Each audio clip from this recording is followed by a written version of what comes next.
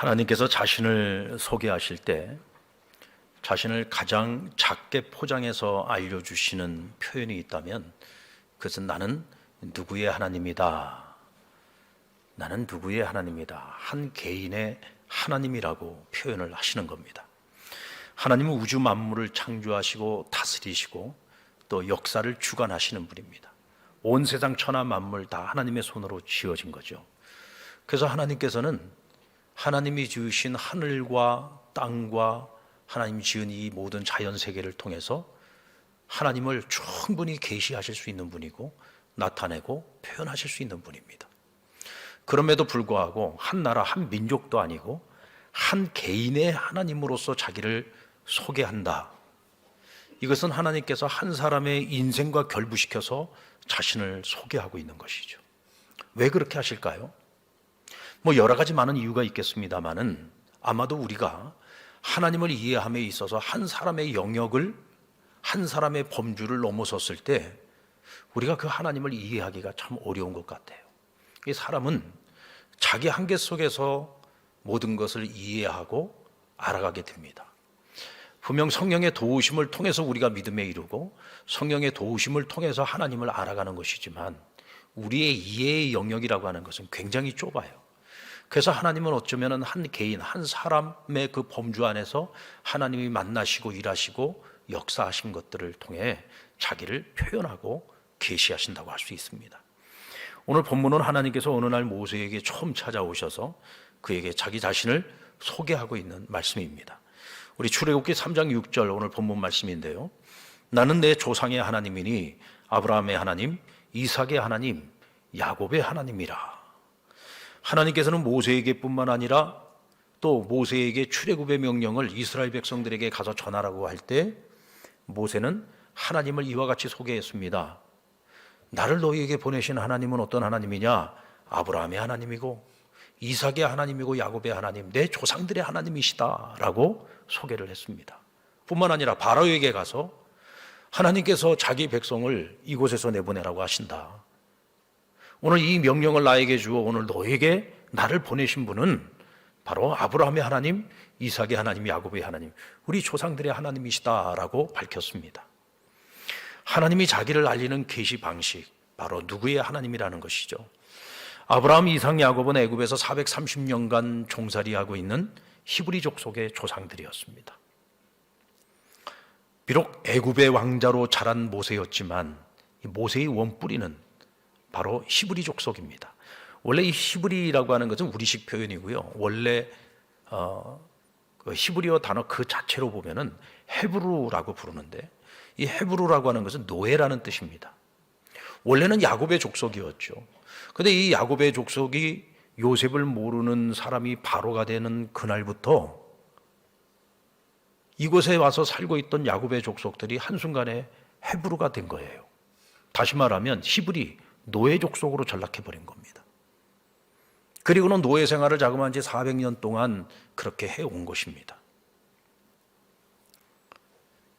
여러분들, 그 약속의 시작은 아브라함으로부터 시작됐습니다.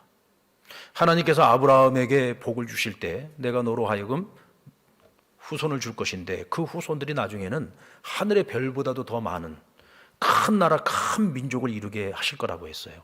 그런데 그 큰 나라, 큰 민족을 이루기 위해서 하나님께서는 어쩔 수 없는 선택을 하셔야 되는데 그것이 바로 다른 나라에 가서 너희 족속이 400년을 넘게 종살이하게 될 것이다. 그리고 때가 차게 되면 430년 후에 내가 너희를 그곳에서 이끌어내어서 반드시 내가 너희에게 약속한 젖과 꿀이 흐르는 땅, 가나안 땅으로 다시 돌아가게 할 것이다. 내가 그 땅을 너희에게 주겠다고 약속을 해 주셨죠. 그 약속 때문에 이 백성들은 400년이 넘도록 이 애굽에서 종살이를 하고 있었던 겁니다. 그런데 여러분, 이 히브리 족속은 비록 그들의 지금의 현실은 노예 족속이지만 그들은 하나님의 약속의 백성이었습니다. 그 약속의 시작은 아브라함으로부터 시작됐고 이삭에게로, 야곱에게로 계속해서 그 약속이 계승되고 그 약속은 여전히 살아있어서 이제는 모세를 통해 400년간 종살이하고 있는 히브리 족속, 이 야곱의 족속에게 그대로 전해지고 있는 것입니다. 자, 그러면 그 약속이 무엇인가를 한번 볼까요? 창세기 22장 18절 말씀 우리 같이 한번 읽어보겠습니다. 시작. 또 내 씨로 말미암아 천하 만민이 복을 받으리니 이는 내가 나의 말을 준행하였음이니라 하셨다 하니라. 자, 오늘 이 약속은 누구에게 주신 말씀이죠? 아브라함에게 하신 약속의 말씀이에요. 그 다음 창세기 26장 4절. 내 자손을 하늘의 별과 같이 번성하게 하며 이 모든 땅을 내 자손에게 주리니 내 자손으로 말미암아 천하 만민이 복을 받으리라. 이것은 이삭에게 하신 약속의 말씀입니다. 다음 창세기 28장 14절 말씀은 야곱에게 주신 약속의 말씀인데 같이 한번 읽어볼까요? 시작. 내 자손이 땅의 티끌같이 되어 서쪽과 동쪽과 북쪽과 남쪽으로 퍼져나갈지며 땅의 모든 족속이 너와 내 자손으로 말미암아 복을 받으리라. 자, 여기서 아브라함, 이삭, 야곱 오늘 이 세 조상이 받은 약속의 공통점이 뭐예요? 하나님께서 그들을 축복하신다는 겁니다. 하나님께서 아브라함만 복을 주시는 것이 아니라 그의 아들 이삭에게도 복을 주시고 야곱에게도 복을 주시고 야곱의 후손인 야곱의 족속들 이스라엘에게도 하나님께서 복을 주신다. 그 후손에게 약속을 하신 거죠. 내가 너희에게 복을 준다. 그리고 너희는 복을 받아서 그 복을 세상 사람들에게 흘려보내는데 너희가 복의 근원이 될 것이다. 너희에게 주는 그 복이 너희를 통해 세상으로 흘러가서 세상 모든 사람들이 복된 백성이 되도록 만드시겠다는 거예요. 이것은 축복의 약속이면서 또 한편으로는 사명이기도 한 것입니다. 자, 근데 문제는 오늘 애굽에서 너무나 오랜 세월 동안을 종살이를 하고 있던 이 히브리 족속, 이 야곱의 족속은 하나님의 그 약속을 다 잊고 살았다는 거죠. 왜 잊고 살았습니까? 너무 오랜 세월이 지났습니다. 자그만치 400년입니다. 4대에 걸쳐서 지금 너무나 많은 세월이 흐른 거죠. 처음 요셉을 아는 바로가 있을 때에는 그나마 그곳에서 자유인으로 풍요로운 삶을 살 수 있었습니다. 그러나 요셉을 모르는 바로가 들어서면서 그때부터 그들은 노예 족속으로 전락했어요. 그러니까 그들에게서 태어나는 자손들은 노예로 태어나서 노예로 살다가 노예로 죽어야 되는 겁니다. 그런 이들에게 복이라는 단어는 너무 먼 단어였죠. 그들의 조상에 관한 이야기도 이젠 너무 머나먼 이야기가 돼버린 겁니다. 다 잊어버렸습니다. 아무런 희망도 소망도 없이 그저 낙심과 절망 속에서 살아가야 되는, 자신들의 운명을 탓하면서 살아갈 수밖에 없는 그런 불쌍한 백성, 불쌍한 민족이 되고 말았던 겁니다. 그런데 오늘 하나님께서 모세에게 찾아오시고 나는 너희 조상의 하나님이다, 나는 그들의 하나님이다 라고 말씀하시면서 내 백성 이스라엘에게 가서 전하라는 것이, 무엇을 전합니까? 너희가 누구인지를 분명히 알아야 된다는 거예요. 너희는 노예가 아니다. 너희는 본래부터 노예가 아니었어. 지금 현실은 노예로 살고 있지만 너희는 더 이상 노예로 살지 않을 것이다. 왜요? 너희 조상들과 내가 한 약속이 있기 때문이다. 내가 너희를 복 줄 것이고 내가 너희에게 주는 그 복이 너희를 통해서 세상으로 흘러가도록 만들 것이다. 그들이 잃어버리고 있던 자기 정체성을 하나님께서 오늘 자기 계시를 통해서 확신시켜주고 계시는 거죠. 다시금 기억나게 만드신 것입니다. 사랑하는 여러분, 이것이 당시 이스라엘 백성들에게는 그들의 정체성을 회복시키시는 하나님의 계시였다고 한다면 오늘 이 말씀을 통해서 우리에게 주시는 하나님의 계시는 무엇입니까? 이스라엘의 하나님, 이스라엘의 조상들의 하나님, 야곱의 하나님, 이삭의 하나님, 야곱의 하나님이 바로 우리의 하나님이라고 하는 것을 말씀해 주고 있어요. 하나님께서 그들에게 주셨던 약속의 말씀이 이스라엘 백성들에게도 그대로 이어진 것처럼 그리스도 예수 안에서 구원받아 하나님의 자녀로 살아가고 있는 우리에게도 역시 그대로 그 복이 계승되고 있다라고 하는 것을 우리에게 말씀해 주고 있는 것입니다. 여러분, 오늘 나의 현실을 볼 때 내가 복을 받았어? 내가 복을 받았는데 지금 이렇게 살고 있단 말이야? 지금 내 현실이, 내 상황이, 내 처지가 이게 지금 복된 인생이야? 저 하나님 지금 실수하고 있는 거 아니야? 어쩌면 누군가는 그렇게 생각하고 받아들일 수 있잖아요. 왜? 지금 내 현실이 그렇지 못하니까. 마치 이스라엘 백성들이 모세가 와서 야, 너희는 하나님이 복 주신 백성이야 라고 이야기할 때 과연 그 말을 100% 받아들이는 사람이 몇 명이나 있었을까요? 저 어디서 나타난 녀석이 갑자기 나타나서 하나님 우리를 복을 주셨대? 아니, 복받은 백성이 그래 이 문양 이꼴로 살아가? 복받은 백성이 지금 남의 나라에 와서 이렇게 노예 생활하면서 살아가야 되는 거야? 이렇게 생각하지 않겠습니까? 현실적으로 생각하면 충분히 이해할 수 있는 일이죠. 근데 여러분, 우리는 역사를 통해서 알지 않습니까? 하나님의 자기 계시가 있은 후에 어떤 일들이 일어나죠? 출애굽 사건이 있잖아요. 광야 40년 동안 하나님 그들과 함께 하시고 그들을 먹이시고 입히시고 그 광야길을 건너서 하나님이 약속하신, 아브라함에게 약속하시고 이삭과 야곱에게 약속하셨던 그 가나안 땅을 차지하게 만들지 않았습니까? 그곳에 가서 나라와 민족을 이루었잖아요. 세상에 함부로 할 수 없는 그런 막강한 나라, 하나님의 나라를 그 땅 가운데에서 세우지 않았습니까? 여러분, 오늘 우리의 현실을 보고 낙심하거나 절망하거나 오늘 우리 자신을 하찮게 여기지 마시기 바랍니다. 한번 따라 해볼까요? 그리스도 안에 있는 나는, 그리스도 안에 있는 나는 하나님의 복을 받은 백성입니다. 복의 근원입니다. 여러분, 이 사실을 믿으시기 바랍니다. 오늘 우리가 이것을 믿지 않는다고 한다면 참 우리는 지금 헛된 인생을 살고 있는 겁니다. 얼마 전에 목회연구소에서 그 조사한 데이터를 보니까 우리 한국에 지금 교회를 다니고 있는 청년들 가운데 60%가 하나님의 말씀대로 살면 성공하는 것이 아니라 망한다고 생각을 한다는 거예요. 하나님의 말씀은 그저 이상일 뿐이라는 겁니다. 이런 이상적인 말씀을 붙들고 이 말씀을 따라서 살아가면서 어떻게 세상에서 성공을 할 수 있느냐? 불가능하다. 이 얘기는 무슨 얘기입니까? 믿지 못하겠다는 거예요. 그리스도인으로 살아갑니다. 믿음으로 말미암아 하나님의 자녀가 되었습니다. 그런데 믿음을 다 상실했어요. 왜 그렇습니까? 현실을 보니까 그런 거거든요. 현실을 보니까 앞이 보이지 않아요. 미래가 보이지 않아요. 대학을 졸업하고도 직장 취업을 못해요. 먹고 살 길이 없어요. 결혼도 못하고 있어요. 나이는 먹어가는데 도무지 희망이 보이지 않습니다. 오늘의 현실을 보니까 무슨 내가 복받은 백성이야? 인정이 안 되는 거죠. 하나님의 말씀대로 살아가면은 하나님께서 그 인생을 책임지신다고 하는데 지금 나의 현실을 보면 도무지 하나님 나를 책임지는 것 같지 않거든요. 그러니까 말씀대로 살면 망한다. 이게 오늘날 우리 크리스찬 청년들 가운데 60% 이상이 그런 생각을 가지고 살고 있다는 겁니다. 여러분, 이것이 우리 한국교회의 위기 아닙니까? 어떤 현실 속에서도 우리가 절대로 잊지 말아야 될 그리스도인으로서의 자기 정체성은 우리는 하나님의 백성이라는 겁니다. 하나님의 자녀라는 겁니다. 하나님께서 우리에게 복을 주셨어요. 이미 우리는 가장 큰 은혜와 복을 받지 않았습니까?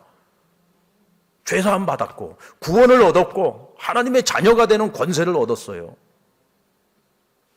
하나님께서 당신의 자녀들을 굶기시겠습니까? 하나님께서 당신의 자녀들의 그 인생을 책임지시지 않겠습니까? 당장 눈앞의 현실만 보지 말고 우리는 약속의 신실하신 하나님을 믿고 그 신실하신 하나님께 우리의 인생의 기준을 두고 살아가야 되는 거예요. 만약 우리가 그것을 잃어버린다면 우리는 모든 것을 다 잃고 마는 것입니다. 아브라함의 하나님, 이삭의 하나님, 야곱의 하나님, 여러분 그 하나님이 나의 하나님 되심을 잊지 마시기 바랍니다. 우리는 아브라함과 이삭과 야곱의 이야기를 읽을 때 이 이야기를 남의 이야기로 읽으시면 안 돼요. 내 이야기로 듣고 내 이야기로 받아들여야 됩니다. 이제 신앙생활을 처음 시작하시고 하나님을 더 알고 싶어요. 하나님을 더 알고 싶으면 성경을 읽어야 되죠. 근데 성경을 읽어야 되는데 어디부터 읽어야 될지를 모르는 분들이 많아요. 어떤 분들은 저에게 물어보기도 합니다. 여러분, 어렵지 않습니다. 그냥 처음부터 읽으시면 됩니다. 성경이 제일 첫 번째 책이 뭐예요? 창세기 아닙니까? 근데 많은 분들이 창세기를 읽으면서 하나같이 공통적으로 하는 얘기가 있어요. 목사님, 창세기를 읽다 보니까 거기 나오는 수많은 믿음의 사람들의 이야기가 나오는데 그 사람들 이야기가 전부 남의 얘기처럼 안 들리고 다 자기 얘기처럼 들린다는 거예요. 그렇죠, 여러분. 뭐 아브라함은 뭐 화성에서 온 사람입니까? 어디 목성에서 온 사람인가요? 아니잖아요. 이 지구에서 태어나서 살아온 우리와 똑같은 사람들입니다. 하나도 다를 바가 없어요. 믿음의 세계 속에서는요, 뭐 2000년 전이나 오늘이나 살아가는 삶의 모습 다 똑같은 것이고, 하나님께서 우리와 관계를 맺고 우리의 삶 속에 간섭하시고 내 삶 속에 들어와서 나와 동행하실 때에 하나님께서 행하시는 일들은 그때나 지금이나 하나도 다를 것이 없습니다. 똑같습니다. 내가 하나님을 몰랐을 때의 내 모습과 하나님을 몰랐을 때의 그 믿음의 조상들의 모습이나 똑같은 모습이듯이, 하나님을 만나고 난 그 이후에 주님과 동행하는 그 모습은 내 모습이나 그들의 모습이나 똑같은 거예요. 그러니까 그 얘기가 남의 얘기로 들리지 않고 전부 내 얘기로 들리는 겁니다. 그래서 우리는 성경을 읽는 가운데 하나님께서 믿음의 조상들에게 복을 주시는 내용들이 나올 때 우리는 어떻게 성경을 읽어야 되느냐? 주여 나에게도, 주여 나에게도, 하나님 이 말씀이 나에게도 이루어지기를 원합니다. 왜요? 하나님께서 아브라함을 택하셨듯이 저도 택하시지 않았습니까? 하나님이 아브라함과 동행하셨듯이 저와도 동행하고 계시지 않습니까? 그러니 하나님, 그에게 주어진 그 복이 저에게도 이루어지기를 원합니다. 아멘. 우리 한번 따라해 보실까요? 주여 나에게도, 주여 나에게도. 이 믿음을 가지고서 우리가 그 말씀을 내 것으로 받아들여야 되는 거예요. 때로는 믿음의 조상들이 완전한 삶을 살았던 게 아니잖아요. 얼마나 많은 허물이 있었고 실수가 많았습니까? 우리는 그 모습을 보면서 때로는 위로를 받습니다. 야, 믿음의 조상, 이렇게 믿음 좋은 아브라함도 이런 실수를 하네. 그렇게 하나님을 기쁘시게 했던 다윗도 실수를 했네. 그러면서 위안을 얻고 우리의 죄를 대충 덮고 가려고 하지요. 그래, 뭐 다윗도 그런 죄를 저질렀는데 뭐 하나님은 뭐 나라고 용서 안 하겠어? 아니, 아브라함도 하나님이 그렇게 그냥 덮어주고 용서하고 넘어갔는데, 뭐 나라고 뭐 하나님 뭐 어떻게 하시겠어? 그런 거기서 위로를 얻고 위안을 얻으면서 그냥 대충 살아가려고 하는 경우들이 있어요. 여러분, 하나님이 우리에게 믿음의 조상들을 예로 보여주신 이유는 그들과 우리를 하나로 만들어서 대충 덮고 넘어가라고 주신 말씀이 아니고 반면교사로 삼으라는 겁니다. 너희는 그러지 마라. 믿음의 조상들이 이런 실수를 했잖아. 내가 이것을 기록했잖아. 그렇다면 너희는 그것을 보고 보다 더 온전한 믿음의 길을 걷기 위해서 노력하라고 하나님께서 우리에게 반면교사 삼으라고 주신 말씀이라는 거죠. 아멘입니까? 이때 우리는 믿음의 사람들을 뛰어넘어 더 큰 믿음의 사람들로 살아갈 수 있는 것입니다. 근데 하나님께서 믿음의 사람들과 같이 그 길을 걸어가시면서 그들이 하나님께서 맡기시는 그 사명을 감당해 나갈 때 하나님은 항상 똑같은 방식으로 일하시는 분은 아닙니다. 여러분, 사람이 다르면은요, 하나님께서 관계하는 방식도 달라요. 그래서 우리는 성경을 통해서 통일성도 발견하지만 다양성도 발견하게 됩니다. 아, 하나님께서는 사람마다 있는 그들의 모습을 들어서 사용하시는 분이구나라는 것을 깨닫게 됩니다. 여러분, 우리가 아브라함, 이삭, 야곱 이런 믿음의 조상들을 통해서 하나님이 어떤 분이신지를 알아가고 하나님이 어떻게 일하시는지를 알아가고 이런 상황에서 우리가 어떻게 살아가기를, 저런 상황에서 우리가 어떻게 살아가기를 하나님 원하시는지를 우리는 배워서 그 길을 걸어갈 수 있습니다. 그들이 우리에게 하나의 모델이 되어준 거죠. 이제 마찬가지로 오늘 우리는 우리의 자녀들에게, 우리 후손들에게 그런 복의 통로가 되어줘야 되는 거예요. 내 부모가 하나님을 예배하던 그 모습을 오랫도록 기억할 수 있어야 되고, 내 부모가 하나님을 찬양하고 기도하는 그 모습을 기억해야 됩니다. 어저께 우리 오후 4시부터 마커스 찬양팀이 와가지고 같이 찬양 집회를 했습니다. 우리가 계속 광고도 하지 않았습니까? 많은 분들 오셔서 같이 은혜 받자고, 우리 가정의 자녀들 같이 와서 같이 은혜 받자고. 어저께 많은 부모님들이 자녀들 데리고 와서 같이 예배드리고 같이 찬양하고 같이 은혜 받았습니다. 얼마나 좋은 자리입니까? 은혜 받는 자리잖아요. 우리 자녀들과 함께 와서 함께 일어나서 하나님을 정말 뜨겁게 찬양하고 함께 기도하고, 우리 자녀들은요, 부모와 함께하는 그 자리에서 우리 부모들의 신앙을 보고 배우는 거예요. 아이들의 머릿속에 오랫동안 기억이 나겠죠. 아, 우리 아빠 우리 엄마는 정말 찬양할 때 온 힘을 다해서 하나님을 찬양했어. 기도할 때 정말 하나님께 뜨겁게 부르짖으며 기도했어. 그 기억을 평생 가지고 살아가는 겁니다. 은혜의 자리를 만들어주면, 은혜의 자리에 나와서 같이 은혜를 받으면 내가 내 힘으로 어떻게 해보려고 했을 때 안 되는 것을 그 은혜의 자리에서 우리는 같이 만들어갈 수 있는 것입니다. 근데 우리는 그동안에 코로나를 통해서도 교훈을 얻었음에도 불구하고 아직도 여전히 하나님을 예배할 수 있는 기회가 있어도 예배 안 합니다. 하나님을 찬양할 수 있는 기회가 있는데도 찬양 안 해요. 우리 자녀들에게 그런 기회를 통해서 무엇이 참된 예배자의 길이고 무엇이 진정한 찬양인지, 무엇이 진정한 기도인지를 보여줄 수 있는 기회가 있는데도 불구하고 우리가 그것을 전혀 선용하지 않습니다. 그게 너무너무 안타까운 거죠. 그래도 어저께 많은 분들이 오셔서, 다른 교회 분들도 많이 오셨습니다. 다른 교회 청년들도 많이 왔어요. 우리가 준비한 자리에 늘 우리가 그 자리에 없으면 우리가 받아야 될 은혜를 우리가 다 잃어버리고 마는 것이죠. 우리 자녀들, 우리 후손들 뿐만 아니라 하나님께서 우리를 만나게 하는 그 모든 이들에게 우리가 축복의 통로가 되어야 되지 않겠습니까? 히브리서 11장 16절 말씀, 그들이 이제는 더 나은 본향을 사모하니 곧 하늘에 있는 것이라. 이러므로 하나님이 그들의 하나님이라 일컬음 받으심을 부끄러워하지 아니하시고 그들을 위하여 한 성을 예비하셨느니라. 아브라함의 하나님, 이삭의 하나님, 야곱의 하나님, 그들의 하나님, 바로 여러분 나의 하나님. 근데 하나님께서 이창교의 하나님, 아무개의 하나님이라 일컬음 받는 것을 내가 부끄럽게 여기지 아니하고 하나님께서 그것을 자랑스럽게 여기신다면 그보다 더 큰 은혜가 어디 있고 그보다 더 큰 축복이 어디 있겠습니까? 오늘 우리가 한 번 사는 인생이고 하나님께로부터 택함 받은 인생으로 우리가 이 땅을 살아가는데, 하나님께서 아무개의 하나님이다, 내가 불리움 받는 것을 내가 조금도 부끄럽게 여기지 않냐고 이러한 자랑스럽게 여긴다, 우리가 그런 말을 들어야 되지 않겠습니까?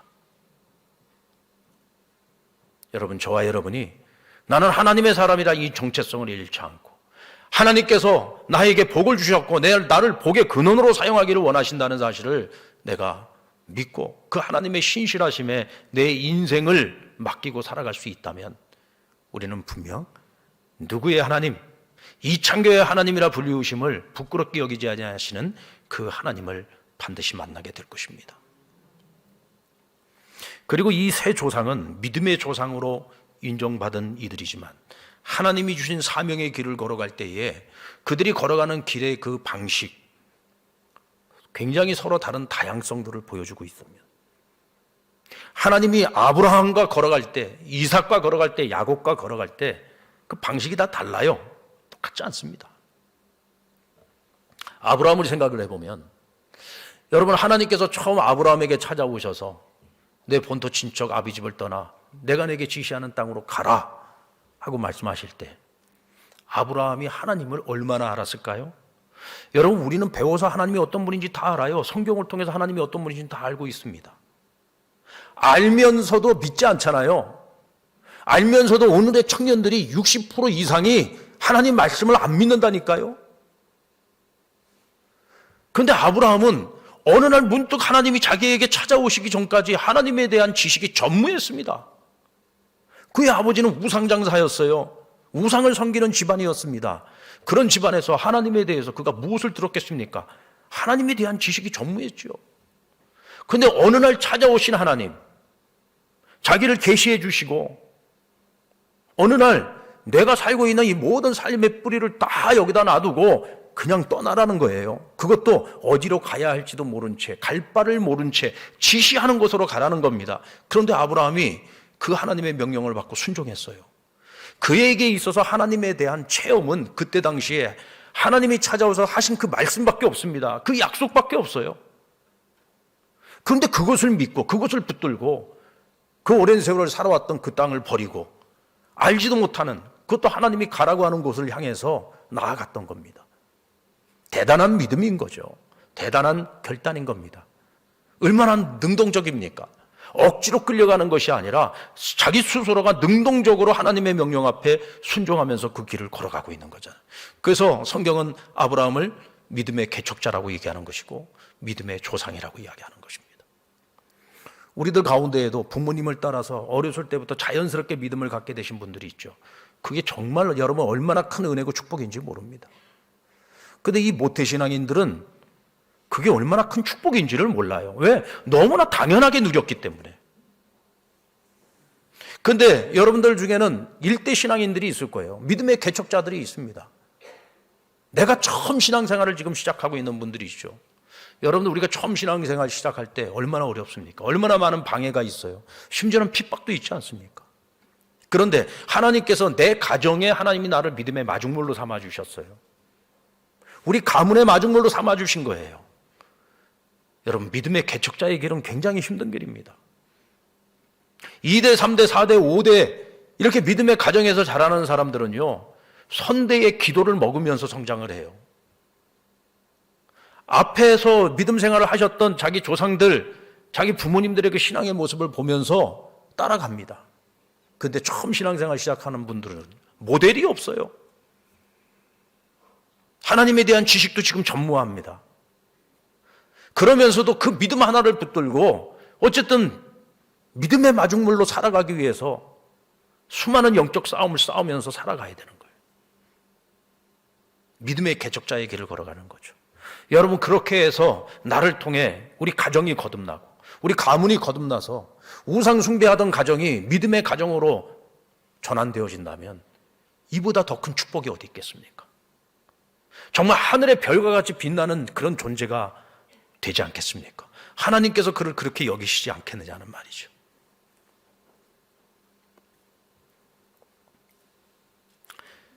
아브라함이 그런 인생을 살았다는 겁니다. 그렇다고 해서 여러분 아브라함이 항상 능동적이었던 것만은 아닙니다. 수동적인 모습들도 있었죠. 조카 롯과 함께 길을 걸어가며 하나님께서 아브라함을 축복하심에 롯도 복을 받았습니다. 여러분 성경에도 롯도가 나온 줄 아십니까? 성경에도 롯도가 나와요. 하나님이 아브라함을 복 주심에 롯도 복을 받았다 그랬어요. 그 롯도 복을 받아가지고 뭐 양떼들도 많아지고 목자들도 많아지고 같이 머물 수가 없는 거예요. 둘이 결국은 헤어져야 될 때가 됐습니다. 아브라함이 어떻게 했습니까? 야 롯아, 네가 우하면 내가 좌하고 내가 좌하면 내가 우할게. 네가 갈 곳을 먼저 정해라. 갈 곳을 먼저 정하라는 것은 뭐예요? 좋은 땅, 좋은 곳 네가 먼저 결정해서 가라는 거예요. 그럼 나는 반대로 갈게. 선택권을 넘긴 겁니다. 굉장히 수동적인 모습이잖아요. 너가 먼저 결정하면 나는 그냥 반대로 갈게. 적극적으로 자기 의지를, 적극적으로 자기 뜻을 주장하는 것이 아니라 너가 이렇게 하면 난 이렇게 하겠다. 얼마나 수동적입니까? 근데 하나님께서 이 모습을 굉장히 기쁘게 여기셨어요. 그래서 롯이 눈에 보기에 성공의 가능성이 많이 보이는 요단 들판을 향해서 흙먼지를 날리면서 그것으로 막 뒤도 안 돌아보고 달려가고 있을 때 하나님께서 그 티끌 가운데 아브라함에게 나타나셨어요. 그리고는 그에게 땅의 축복만 약속해 주신 것이 아니라 동서남북 땅, 내 눈으로 보는 모든 땅을 하나님께서 주시겠다고 약속하시면서 동시에 무엇을 약속해 주셨느냐? 후손에 대한 약속을 주셨어요. 할렐루야. 내 후손으로 말미암아 앞으로 큰 나라 큰 민족을 이루게 되는데 나중에 그 후손들의 수가 저 하늘의 뭇별보다 많을 것이다. 하나님이 약속을 해주셨습니다. 하나님이 얼마나 기뻐하셨으면. 왜요? 아브라함은 어디에 무엇을 어떻게 여기에 자기 인생의 가치를 두었던 것이 아니라 하나님께 가치를 둔 거예요. 내가 어느 자리에 있든지 하나님 나와 함께 해주신다면, 약속에 신실하신 하나님, 신실하신 하나님께 자기 인생의 기준을 두고 살아가니까 하나님께서, 신실하신 하나님께서 그 아브라함을 기쁘게 여기시고 그를 축복해 주신 겁니다. 여러분, 이삭은 어떻습니까? 이삭은 굉장히 수동적인 사람이죠. 굉장히 수동적입니다. 아버지가 개척자의 길을 걸었다면 그는 안주하는 인생을 살았던 사람이죠. 아버지가 유랑민의 인생을 살았다면 그는 한자리에 정착을 하고 농사를 지으면서 살았던 사람입니다. 어린 시절 모리아산에서 하나님께서 이삭을 바치라는 명령 앞에 아브라함이 순종하고 그를 제물로 바치려고 할 때 그는 아버지에게 저항하지 않았습니다. 그 또한 수동적으로 받아들였죠. 그 또한 하나님의 뜻이라면, 아버지의 뜻이라면 받아들였습니다. 수동적이지만 하나님께서 그를 기뻐하시는 모습이죠. 뿐만 아니라 나이 40이 되었는데도 장가를 안 갔습니다. 아버지가 구해주기 전까지 장가도 안 갔습니다. 나중에 평생 자신이 같이 살아야 될 아내를 구해오는데 그것도 자기가 능동적으로 자기가 가서 구한 것도 아니고 그 집에 엘리에셀이라는 늙은 종을 보내어서 자신이 평생 함께 살아야 될 아내를 데려옵니다. 중매 결혼한 겁니다. 굉장히 수동적이죠. 훗날 그랄 땅에서 샘을 파고 우물을 팔 때에 이 그랄 사람들이 계속 방해를 하지 않습니까? 이삭이 잘 먹고 잘 살고 부자가 되는 꼴을 못 보겠는 거예요. 그랄 사람들이 와서 자꾸 다툼을 일으킵니다. 그때 이삭은 그들과 전면전을 벌이지 않았어요. 싸우지 않았습니다. 다투지 않았습니다. 그러면 그냥 조용히 그 자리를 떠나서 다른 곳에 가서 또 우물을 팝니다. 그런데 희한하게도 이삭은 우물만 팠다 하면 그냥 펑펑 우물이 터지는 거죠. 하나님이 그를 복주시는 사건입니다. 그래서 이삭이 나중에 창세기 26장 22절에서 이렇게 고백하잖아요. 이제는 여호와께서 우리를 위하여 넓게 하셨으니 이 땅에서 우리가 번성하리로다. 네 번째 우물을 팠을 때 이제 모든 다툼이 사라졌습니다. 그러자 그 우물의 이름을 르호봇이라고 지으면서 그가 한 말이 나는 그저 우물을 팠을 뿐이다. 다투지 않았다. 늘 피해 다녔다. 그런데도 하나님께서 나의 지경을 넓혀주셨다. 할렐루야. 여러분, 우리가 인생을 살아가면서 굉장히 능동적인 인생을 살아가는 사람도 있고 또 굉장히 수동적인 인생을 살아가는 사람들이 있어요. 그런데 능동적으로 사느냐 수동적으로 사느냐 그것이 사실 그렇게 중요한 것은 아닙니다. 중요한 것은 아브라함도 그랬고 이삭도 그랬고 그들은 하나님의 신실성에 자신의 인생에 초점을 맞추고 살았다는 거예요. 하나님은 신실하시다. 약속을 반드시 지키시는 분이다. 하나님은 전능하신 분이다. 내가 어느 자리에 있든지 하나님이 함께 하신다면 그 자리가 복의 자리가 될 것이고 우리는 그 자리에서 복의 근원이 될 수 있다. 그 믿음을 가지고 살았던 거죠. 야곱은 어떻습니까? 이 사람은 능동성의 끝판왕입니다. 안 되면 되게 하라. 장자 상속권은 자신에게 주어진 것이 아니에요. 고대 세계에서 차자가 장자의 상속을 받는다? 있을 수가 없는 일입니다. 이건 보편적인 사상이 아니죠. 그런데 야곱은 그걸 받아들일 수가 없어요. 내 것이 아닌데 안 되면 어떻게 해요? 되게 하라. 오늘 우리 현대인의 모습과 가장 많이 닮은 사람이 이 야곱이란 사람이죠. 그는 아버지 이삭처럼 정착하여 살지 않았어요. 할아버지 아브라함처럼 유랑민의 인생을 살았죠. 아버지를 속이고 형을 속여서 결국 집에서 살 수 없어서 먼 곳 하란 땅으로 떠나지 않았습니까? 그러나 하나님께서 그 때가 되심에 다시 가나안 땅으로 돌아오게 하셨죠. 마지막 노년에는 어디로 들어갑니까? 가뭄을 피해서 아들 요셉이 총리로 있는 애굽 땅으로 다시 또 나그네의 인생을 또 그곳으로 유랑하여 떠난 겁니다. 평생으로 옮겨다니고 유랑하는 인생을 살았죠. 하나님께서 약속하신 그 가나안 땅을 곳곳을 다 밟고 다니면서 하나님이 주실 그 약속의 땅을 다 밟고 다니면서 이곳저곳 옮겨 다니면서 살았던 겁니다. 그리고는 애굽까지 간 거죠. 바로가 그에게 물었습니다. 내 나이가 몇이냐? 그가 뭐라고 했습니까? 내 평생의 나그네의 인생을 살았다. 근데 이 나그네로 살아온 내 인생의 날들이 험악한 세월이었다라고 고백합니다. 맞습니다, 여러분. 나그네 인생 참 험악하죠. 좀 살만하면 떠나야 되고 살만하면 떠나야 되고 인생에 얼마나 많은 산과 골짜기가 있습니까? 때로는 평지를 걷기도 하지만 때로는 골짜기를 걷기도 해야 되고 참 힘들고 어려운 게 나그네의 인생 아닙니까? 그럼에도 불구하고 그가요, 자, 험악한 인생을 살아왔다는 야곱이 두 팔을 딱 벌리더니 대제국 애굽의 바로를 축복합니다. 여호와 하나님의 이름으로 그를 축복을 해요. 여러분, 이 축복을 한다라고 하는 것은 복 있는 자가 사람들에게 복을 빌어주는 거지. 아니, 험악하고 나그네 인생을 살았다는 사람이 뭔 두 팔을 벌려서 바로를 축복을 합니까? 그것도 지금 바로가 왕으로 있는 애굽의 나그네로 들어온 주제에 이게 여러분 자기 정체성을 가지고 있는 사람의 모습이에요. 나는 누구다? 하나님께 택함 받은 사람이다. 나는 누구다? 하나님이 복 주신 백성이다. 내가 누구냐? 복의 근원이란 말이죠. 그가 하나 붙들고 지금 여기까지 살아온 것이고 이거 하나 붙들고 살아와서 하나님이 지금까지 나와 동행하시며 복을 주신 거예요. 하나님이 주신 복으로 바로를 축복한 것입니다. 그 또한 역시 마찬가지입니다. 지극히 능동적인 인생을 안 되면 되게 하라 정신을 가지고 살았던 야곱입니다. 그런데 하나님은 그런 야곱을 축복하셨습니다. 왜요? 하나님의 신실성에 자기의 인생을 중심을 놓고 살았기 때문에 그런 것입니다. 여러분 스스로가 나 자신을 생각할 때 여러분들의 성격이 어떤 성격을 갖고 있습니까? 어떤 성향을 가지고 있습니까? 어떤 분은 굉장히 능동적인 분도 있고 어떤 분은 굉장히 수동적인 분도 있을 거예요. 뭐 하나를 결정을 해도 내가 결정을 못해. 결정 장애를 가지고 계시는 분들도 있을 거예요. 그래서 누군가가 결정을 해주면 막 마음이 시원해요. 저는 좀 대체적으로 결정을 좀 잘하는 편입니다. 제가 아는 목사님 한 분은 이 결정을 잘 못해요. 그러면 항상 저에게 전화가 옵니다. 목사님, 이런 일인데 이거 어떻게 하면 좋겠습니까? 내 생각엔 이렇게 하면 될 것 같은데. 그렇죠. 맞죠. 그렇게 하면 되겠죠. 그리고 나서 결정을 합니다. 본인은 충분히 생각했어요. 충분히 생각해. 이게 옳다고 생각을 합니다. 그럼 결정하면 되는데 이 결정을 못해. 누군가가 결정을 해주면 너무 마음이 편안한 거야.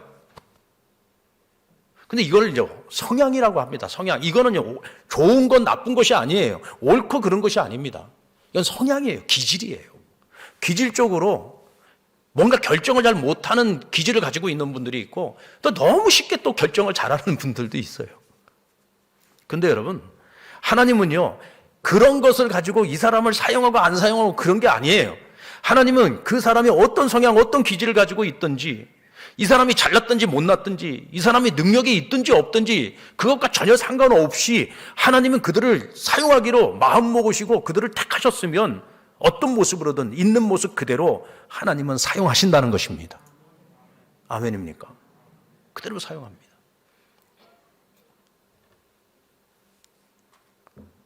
뭐 하나님께서 성격 따라 사용하신다, 뭐 기질 따라 사용하신다, 능력 따라 사용하신다. 그거를 핑계 삼아서 숨으려고 하지 마십시오. 나는 이래서 못합니다. 난 저래서 못합니다. 숨으려고 하지 마십시오. 하나님이 나를 쓰시겠다고 하면, 하나님 나를 사용하시겠다고 하면, 내가 내놓을 것 없어도, 가진 것이 없어도, 수많은 허물을 가지고 있다 할지라도 하나님 그 모든 것들을 들어서 합력하여 선을 이루실 수 있는 전능하신 하나님이십니다. 하나님이 자기 자신을 축소시켜서 난 너의 하나님이라 라고 이야기한다고 해서 우리가 그 하나님을 우리가 축소시켜서는 안 된단 말이죠. 하나님이 자기를 축소시켜서 너의 하나님이라고 말씀하신다고 우리가 그 하나님을 축소시키면 안 돼요. 우리 하나님은 전능하신 분입니다. 자꾸 나의 한계를 가지고서 하나님을 한계 지으려고 하지 마세요.